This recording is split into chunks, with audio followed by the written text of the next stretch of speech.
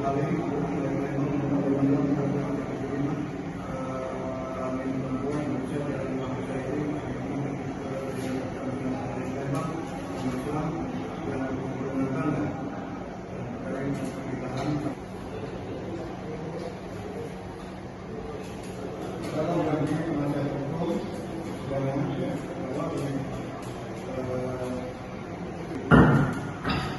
demikian ya.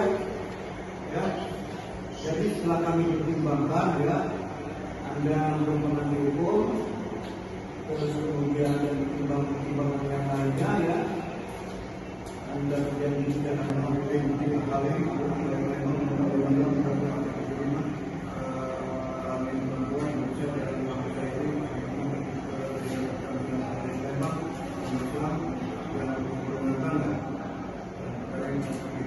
Untuk terdakwa Herlina tadi diputus 7 tahun ya? Iya, 7 tahun denda 1 miliar.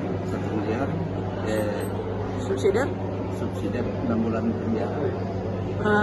Untuk tuntutannya Kak berapa itu Kak? Tuntutannya 8 tahun 1 miliar. Ya, denda 1 miliar. Dalam sidang tadi kita sempat mengajukan permohonan keringanan Kak? Hanya mengajukan permohonan, mohon keringanan. Ya. Dengan alasan apa Kak? Dengan alasan dia menyesali perbuatannya, tidak